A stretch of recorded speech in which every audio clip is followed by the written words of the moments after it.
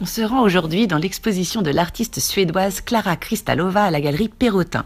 Et autant vous dire qu'on entre ici dans une véritable jungle artistique dans laquelle les sculptures et les aquarelles de l'artiste se fondent un peu comme par magie avec les créations végétales de Thierry Boutemi, un artisan fleuriste de génie qui passe des plus grands défilés de mode au tournage de cinéma, comme le film Marie-Antoinette de Sofia Coppola pour n'en citer qu'un.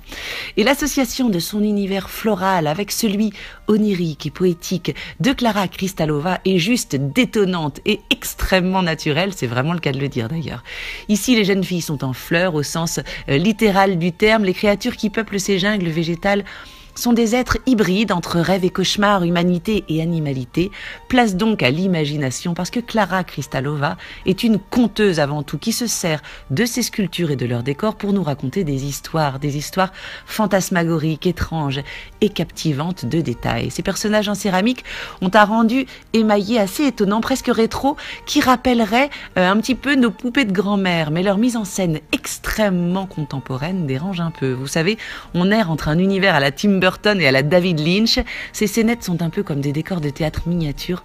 Approchez-vous un peu de ces personnages énigmatiques et vous réaliserez que derrière cette nature envahissante et luxuriante se cachent des yeux au mascara qui coulent comme des rêves sombres qui s'effondreraient, des personnages en proie au désarroi qui donneraient bien volontiers leur langue au chat pour avoir des réponses, là encore au sens littéral du terme. Comment ne pas penser aux papillons qui se posent, vous savez, sur les lèvres de Jodie Foster sur l'affiche du Silence des agneaux, ou à la chenille d'Alice au pays des merveilles. Saurez-vous trouver la clé de l'énigme? Une chose est sûre, nous ne sommes pas seulement ici dans un conte de fées.